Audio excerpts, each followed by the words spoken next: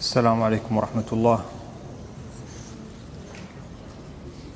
الحمد لله رب العالمين، والصلاة والسلام على سيدنا محمد وعلى آله وصحبه أجمعين. All praise is due to Allah, and may Allah's peace and blessings be upon His final messenger Muhammad sallallahu alayhi wa sallam. We ask Allah subhanahu wa ta'ala to increase us in knowledge. We ask Allah subhanahu wa ta'ala to accept from us. We ask Allah subhanahu wa ta'ala to aid us in saying what is right. We ask Allah Azza wa Jal to give us the proper understanding of His religion and to accept our worship from us, Ya Rabbil Alameen. Last week we talked about tayammum, and we said tayammum is valid in a certain situation. What is it? Yes. The person does not have access to water. Does not have access to water. So if he has access to water, he cannot do tayammum. Or if he has access to water but it's very far away and he cannot reach it before the prayer time ends. طيب, what if he has water next to him? Is there any situation that he can do tayammum? Think. I'm sorry, I didn't hear you. طيب, if someone has water next to him, طيب, but he's unable to use it because he is sick, it's too cold, and he's unable to use this water, or he has a medical condition that prevents him from using this water, can this person do tayammum? Yes, because he has like a medical condition which prevents Yes. him from... So he has the same, if a person is unable to use the water, it has the same ruling as a person who has no water.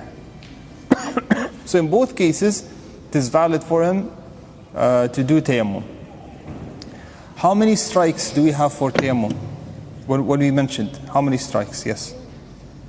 1 or 2? Sure?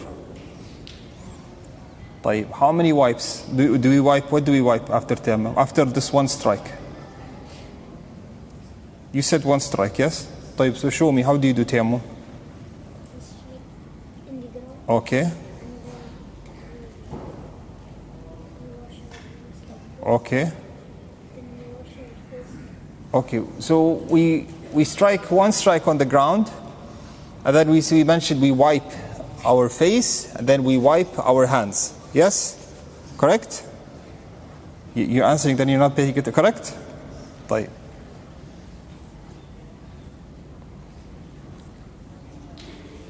If a person wanted to pray dhuhr adhan, a dhuhr prayer, and he is unable to use water, طيب, he's unable to move, he's in the hospital. This is the most common situation. He's in the hospital. There's no one to perform wudu for him, and he's unable to go to the toilet. طيب. So he's sitting on his bed, and he has, طيب, let's for argument's sake, he has someone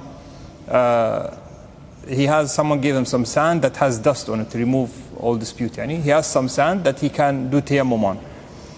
He wants to pray dhuhr. طيب, can he do tayammum before dhuhr adhan? Why not? It needs to be after the dhuhr adhan. So if he wants to after dhuhr adhan, so this why is it after dhuhr adhan? Because it's applicable only for... Yes, okay, good. Because entrance of the time is a condition. Entrance of the prayer is a condition. So dhuhr, he wants to pray dhuhr, he's a resident, he wants to pray dhuhr, خلاص, he does tayammum for dhuhr. Then, if, let's say maghrib, he wants to pray maghrib, he does it, or he wants to pray the next prayer. If he's not going to combine, he has to do another tayammum after the prayer time enters. طيب. This is the madhab that we have chosen. This is apparently opinion of the majority. They say this. Entrance of the time is a condition. So this means that the tayammum will be invalidated as soon as the prayer time ends. Correct? Yes. Even though it's not mentioned in our workbook, but yes. The prayer time ends, that he needs to do another tayammum if he wants to pray. طيب, he has to intend it. يعني خلاص pray عصر, he has to do tayammum.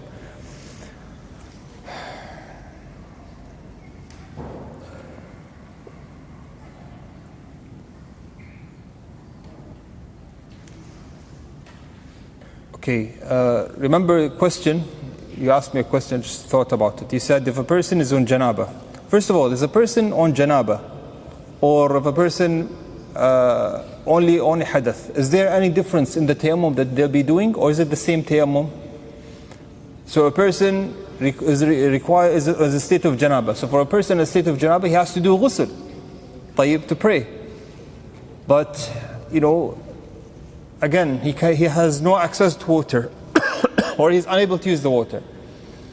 And his friend, he's only in the state of hadath. So he only requires to do wudu. Both of them, they do have enough water to perform wudu or ghusl.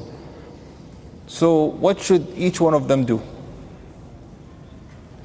Is my question clear? My question is clear? What's the answer?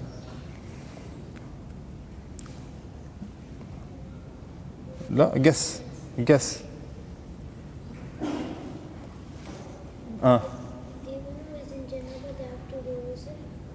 But we said he doesn't have water to do ghusl.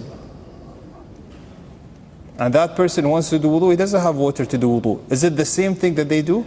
Yani both of them, is there any difference? So what do they have to do? Is there a difference? So they don't have water. But let me make it easier for you. What is the obligation of a person who is on a state of janaba and he has no access to water and he wants to pray? Do tayammum. But a person who is in a state of hadath, not janaba, and he needs to pray, he has no access to water. So the same thing. This is the answer. Same thing, regardless of ghusl or wudu, tayammum suffices for both of them. The question that you asked, remember? He said a person in a state of janaba, he has enough water for wudu. He performs tayammum at dhuhr time, for example, for dhuhr prayer.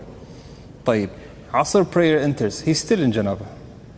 So he still does tayammum, because the water does not suffice him to do ghusl. It does not suffice him to do ghusl, he still does tayammum. Yeah?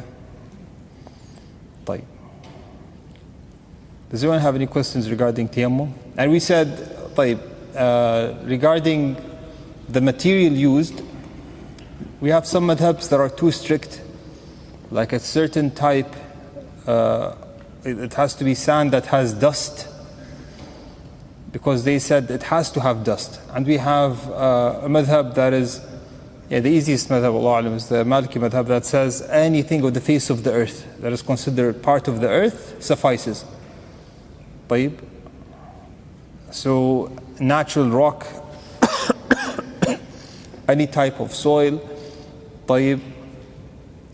this suffices. So if a person has a piece of natural rock, and he's in the hospital, and he wants to do tayammum, all he needs to do is put his hands, both hands, on that piece of rock, and do tayammum. And for a person who does not have access to anything to do tayammum on, and he does not have access to water, he prays in his state. He does not need to do wudu, he does not need to do tayammum, because he's unable to do tayammum. We said that if a person, we want to keep repeating this because this is an important ruling. If a person whose obligation is to do wudu or ghusl, and there's a certain body part that he's unable to wash, but he's able to wipe, what should he do? So give me a complete answer. So his obligation is to do ghusl. By certain body parts he's unable to wash, but he's able to wipe. So what should he be doing? Ghusl. He'll do a normal ghusl. Okay. On the place where he cannot touch water, he will wipe it. طيب. But okay, so basically, for example, the part that he's unable to wash, he wipes. But he makes sure that the wiping encompasses the whole body part that should be washed. So ghusl, he has to wash everything. And he has, for example, he did undergo some surgery, and there's a big bandage. The doctor said no water should come in contact with that bandage. So he said, okay, he washed whatever he's able to wash, and this place here, he has to wipe the whole thing. So he puts his hand and he wipes over it. This suffices. But in certain conditions, medical conditions, for example, burns, he's not allowed to touch it, to touch that area. So here he cannot wipe. And he has to do ghusl. So what does he do? Yes.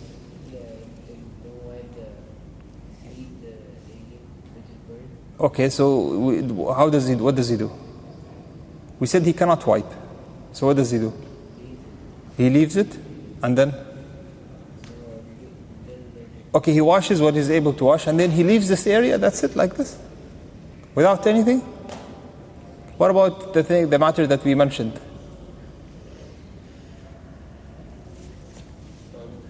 Tayammum. Yes, we said that he does tayammum for that part that he's unable to wash or wipe. He does tayammum. طيب. Yes. خلاص يعني if it's the hand of the face that he cannot wipe يعني he doesn't need خلاص, he cannot do tayammum. There's nothing on him.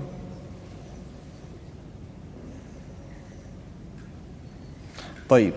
Now we're going to be talking about removal of impurity, tathir. So how do we remove najasa? We said that purity is two types. We said that there's ritual purity, which is done by wudu and ghusl, and there's physical purity that is done by washing and removing the impurities, the physical impurity. Now, the general guideline here is that the purity is achieved by removal of the physical impurity. As long as the physical impurity is removed, regardless of how it is removed, then purity is attained. This is, inshallah, the most applicable madhab regarding this, or the most applicable opinion regarding this. Now, you'll find that the majority of scholars will say that impurity cannot be removed, so najasa cannot be removed unless water is used. But, inshallah, the stronger opinion is that as long as the impurity is removed, then this is valid, regardless of water, if water was used or not. طيب. Why do we say this? Because when purifying, and for example, let's say there's najasa on the ground, and the cleaners now, what would they be using? They're not going to use water. They're going to use water mixed with some soap or Dettol, so this is no longer water. Remember when we talk about this is no longer water.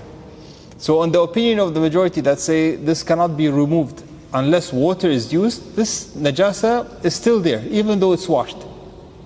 But based on the opinion that we have chosen, is that as long as the actual purity is removed, then khalas, purity is achieved. So if a person has some najasa on his clothes, طيب, droplets of urine and he washes it with detergent, he puts it in a washer with detergent, for example, and it's washed, and it is removed, khalas, it's been purified. Now, is there a specific number of washes that should be done to purify? We said no. As long as the impurity is removed, this suffices. As long as you remove the actual impurity, this is enough.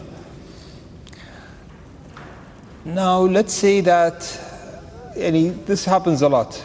Say, for example, the underwear of your child or something, it is washed again and again, but there's still some traces of this impurity, do we say that this is najis and we cannot give them to wear? If there are traces? No, we say traces of najasa after being washed a couple of times, these traces has no effect and it does not harm him. As long as a person tries to wash it a couple of times and the traces of the najasa stay, then khalas, inshallah, it does not harm the person.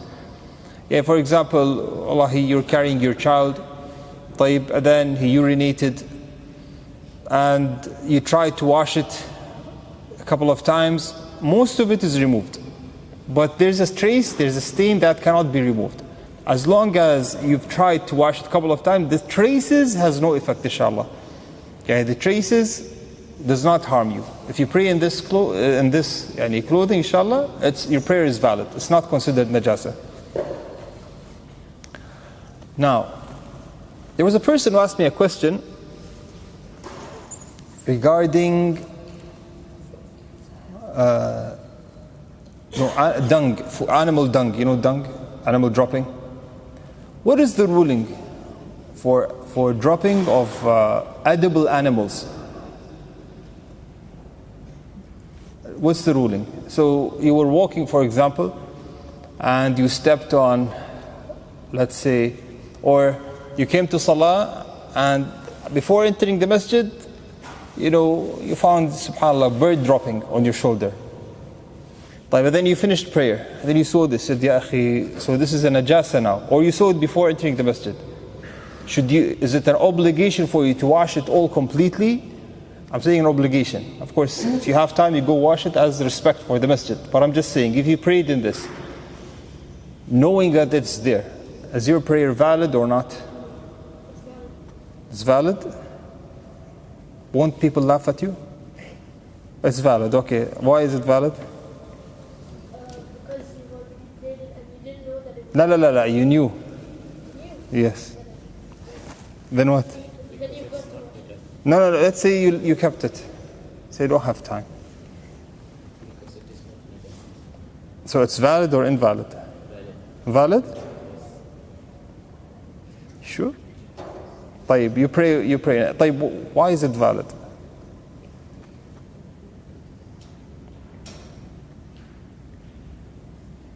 I just said it now. Are birds edible or not? Huh?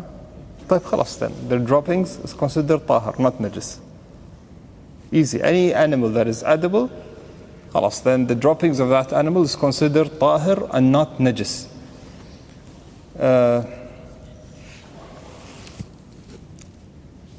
You get your friend from a certain country, he calls you as an emergency, he said, so and so, I have been given some medication that contains, what did he say?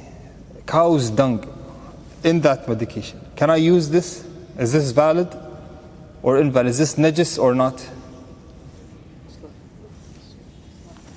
You didn't raise your hands? You raised your hand? طيب. Hamad. Is valid? Why? Sheikh, animal dropping. Huh? Cows are edible, yes. So droppings of edible animals are considered pure. Okay. So is this point understood? So if the animal is edible, the droppings is considered pure.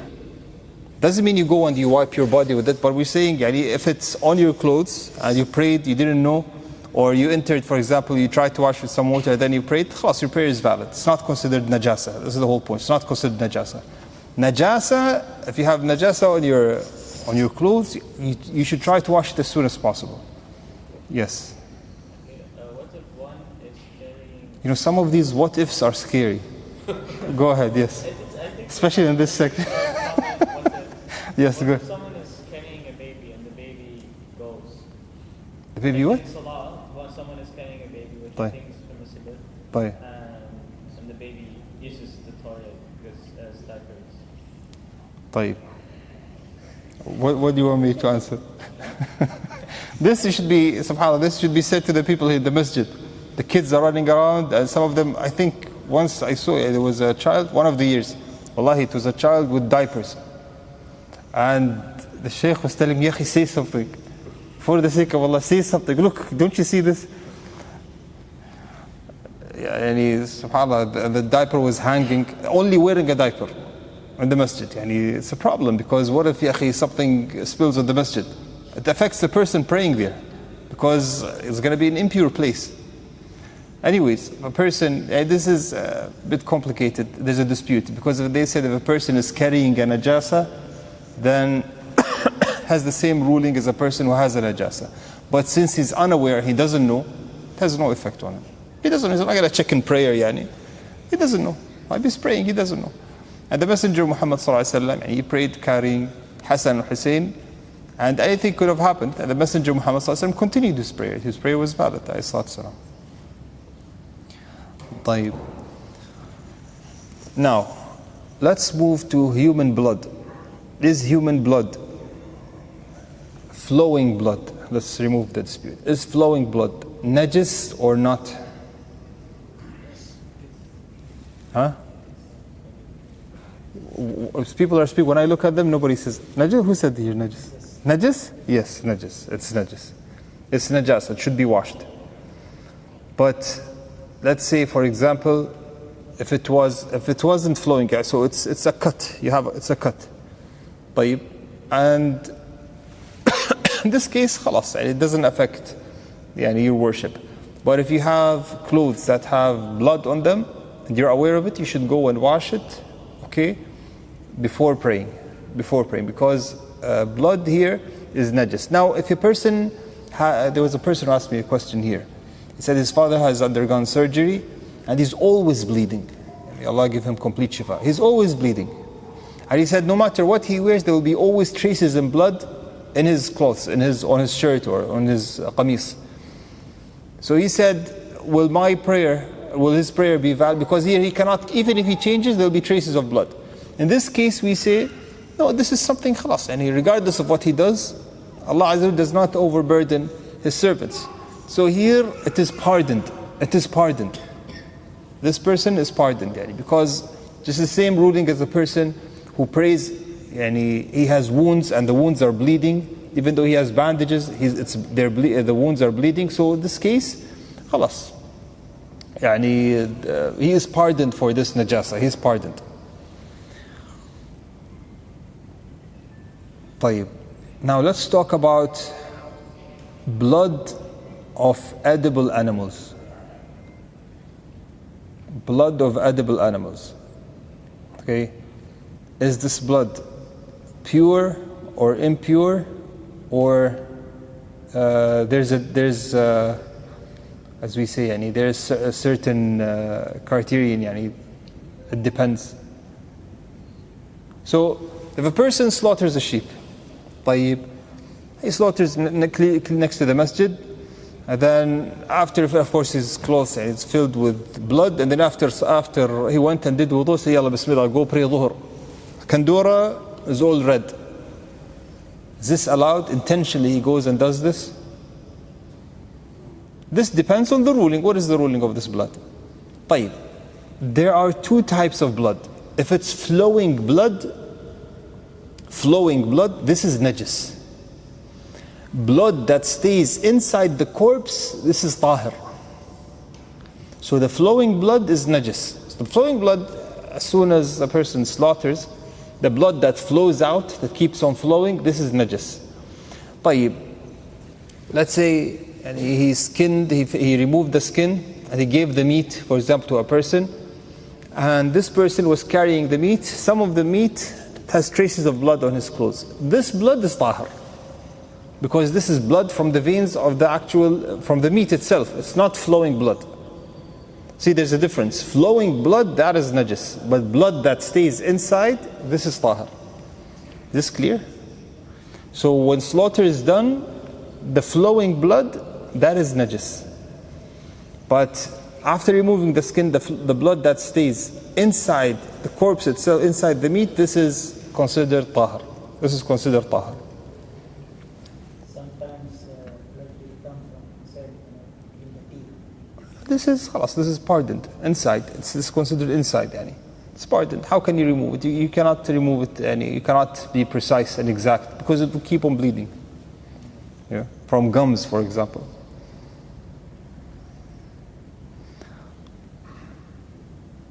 طيب, what about insects?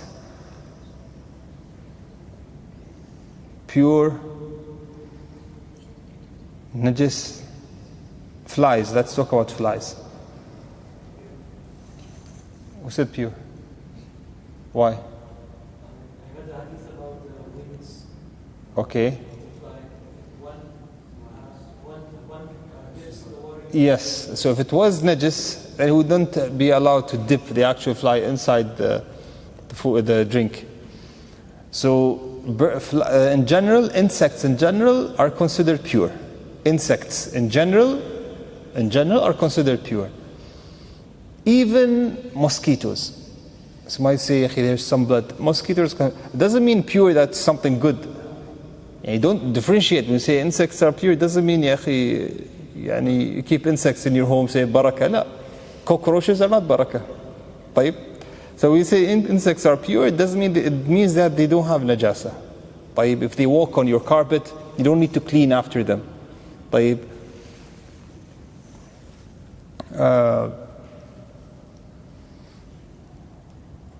But where some scholars said that insects that that live, for example, in the sewers, in najasa, that come out of najasa, they said that this is considered najis. Yani. This is considered a najis. Yes. What about insects droppings? Like on one hand, if you are to follow certain method, insects are haram to eat, so this would be najis. No, haram to eat something else. Yeah, so that would mean that their dung is najis. La, yeah. But on the other hand, it's small. Insects dung, huh? Look, you come to me with a bag filled with insect dung. Okay, and then I'll give you a ruling. Insect dung, ya akhi. Allah Ta'ala. طيب. If you see dung, that's not from insect. That's from a rat. And if you see dung at home, they tell you this is from insects. This is from rats. It's not from insects. طيب. Anyways, the matter of eating insects, there is some dispute within the scholars. Can insects be eaten or not? Of course, this dispute is not regarding locusts, grasshoppers. Especially when you say, how can we eat grasshoppers? No, there's a type, it's big. And subhanAllah, it was eaten at the time of the Messenger Muhammad sallallahu alaihi wasallam. And it's considered tahir, and it's eaten also. طيب. And there was a clip that spread with a certain reciter eating from it. I think it was in Qasim. He was eating from it. And they asked him, how does it taste? He said it tastes better than shrimp. Based on his experience, he said it tastes even better than shrimp. So anyways, locusts can be eaten. Of course, it's cooked and eaten. Now, dead, let's say fish, dead fish. So you see a fish floating, on the ocean. Is this considered tahir or najis? Tahir? Najis? Who said najis? Why najis? Okay. So it should be slaughtered? Don't you know the hadith? You just mentioned the hadith just now with dipping the fly, yes? There's another hadith. What is the hadith, Muhammad?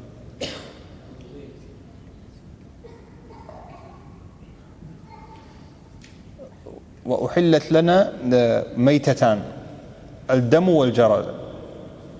لا. وأحلت لنا ميتتان. What is the hadith? SubhanAllah. First hadith.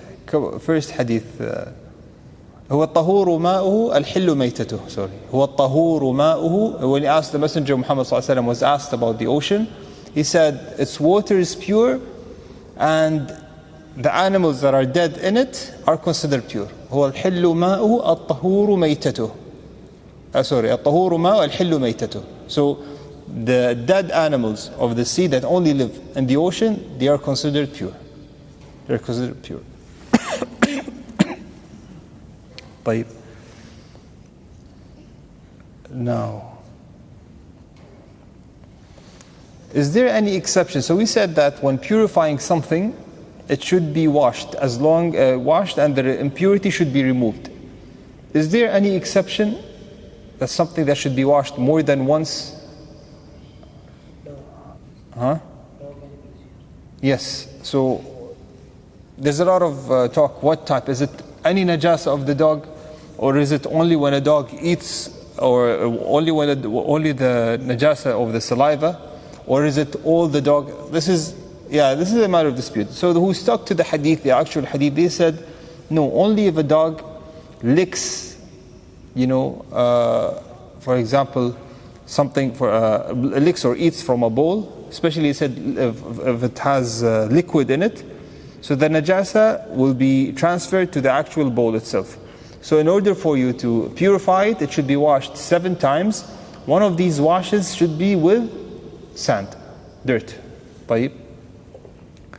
So this is the only case that they said it should be 7 times with pure soil. They said it's the first one. So you put soil, then you wash it 7 times with water. If you do less, they said it does not become pure.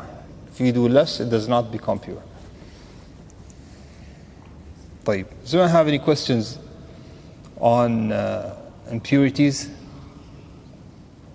طيب. Let me say this. Let's say you find your young son or your younger brother, subhanAllah, he urinated on the floor. Is it an obligation for you now in that instance to go and clean it? Or is it okay to wait, for example? Okay, if you're going to be, because let's say, for example, the one who's going to clean it is the wife or your mother, for example, and she's cooking. So if I leave now, the food will be burned. And you say, no, this is najasa. We say, this place, khalas, you put something over it so that no one can step on it, no one will step on it. She can finish her cooking or whatever, then she can clean it. Or she can tell you, go and clean it. And then you say, no, I follow the method. Khalas, you just finish your work and then you can go and clean it, take your time. Yeah, so it doesn't require it's not an obligation for you to clean it in that instance, unless you're going to use that place. So, for example, it's your place of prayer. You're going to pray on that place, definitely you must clean it before praying on it. طيب, yes. The child is less than 2 years old. If it's a male child, then they say that the urine is not his. Yes, they said if it's a male child and it's not less than 2 years old, it's that he did not eat solid food yet. So if he still does not eat solid food, and he only, for example, he lives on breast milk, he's not able to eat solid food. So his urine is not considered like on the same level of normal urine for a normal man.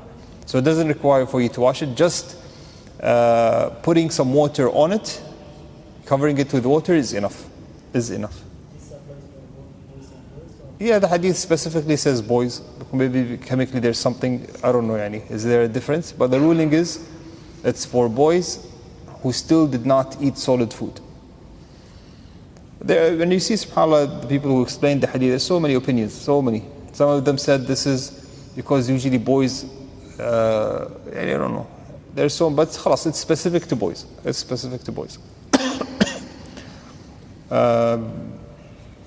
Any questions? Or because I don't want to enter matters of hayd. Hayd is the most complicated matter in all of Book of Purity.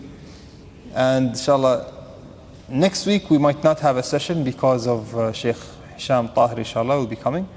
So maybe the week after, once we'll start with Book of Hayd, menstruation. And then you'll understand Why? The basics is simple, but applying, because when you answer, the theory part is easy, but when you get the questions from your relatives, your sister, your wife, your daughter, you'll see how it's complicated. The actual material, this is the same. Look at the chapter of Tahara in any book. Most scholars, they start this chapter by saying this is the most complicated chapter, not because of the hadith and material in it, but because of the questions of the people. So I don't want to enter it to start this. So does anyone have questions? Yes. For the dog bowl, does it have to be pure soil? Does it have to be specific type of soil? لا pure. It has to be pure. Nothing that has najasa on it. It has to be pure. First time, and then you can just wash it 7 times. Can it be a rock? Huh? Can it be a rock? A rock is not soil. Okay, so it's not like a It's not tayammum. The second question is, when can you wipe for wudu? When can you wipe over? You're wearing something, when can you wipe over that? So I know if it's to take off, then you should remove it and wipe. And I know bandages, you can wipe over it, but what if the thing you're wearing is complicated to take off, it takes time?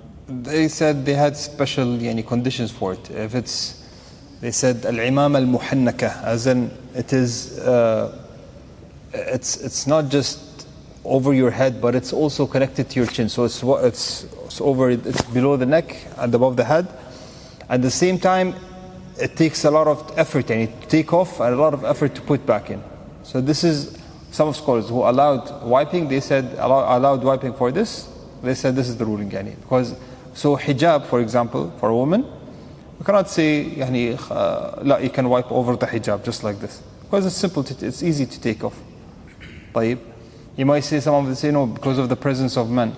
Then you can put your hand under the hijab and just do the wipe.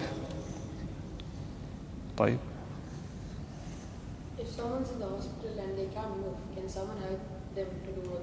Yes, if someone in the hospital and they have someone to do wudu for them, definitely. This is the best thing.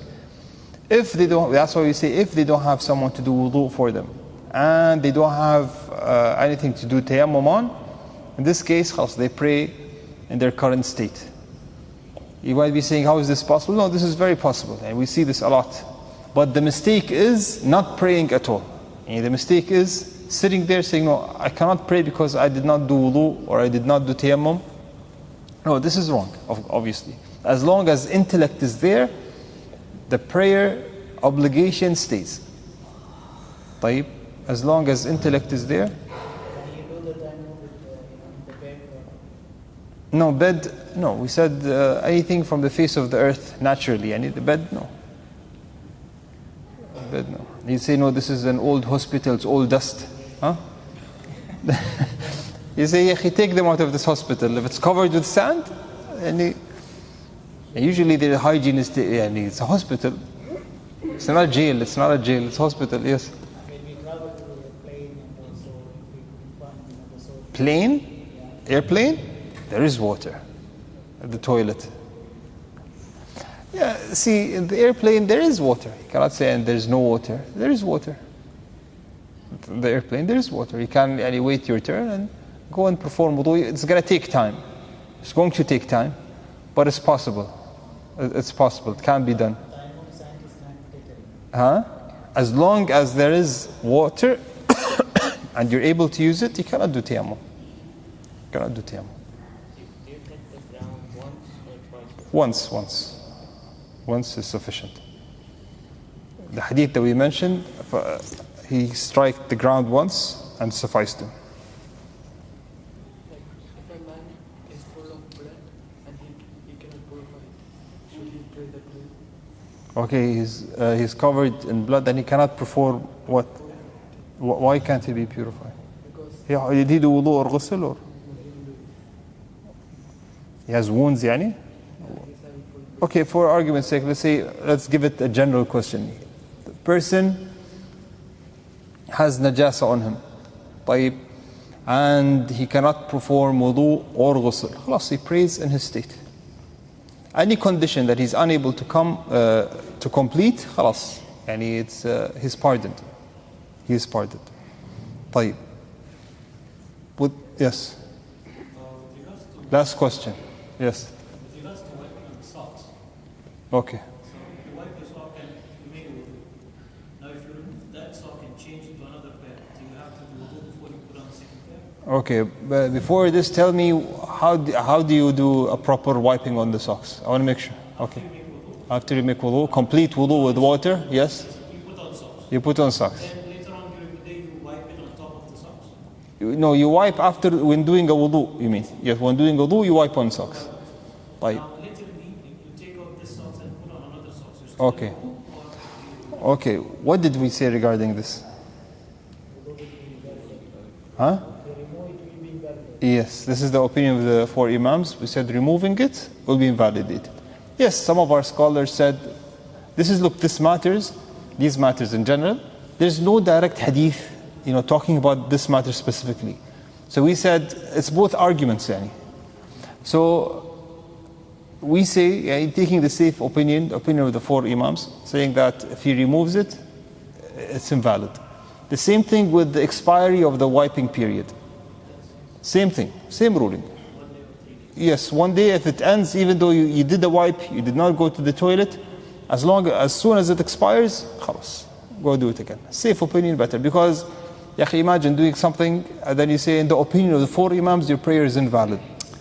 It's and still there's no, if it was a matter with a direct hadith, clear hadith, with Sahaba for example, in a matter you have Sahaba, you have a clear hadith, and you have, for example, 4 Imams, and also, subhanAllah, but they don't, their opinion from the Zahir, what is apparent from the hadith, it's against it. But you have Sahaba, you have scholars on every generation, one opinion, this year might make it a bit stronger.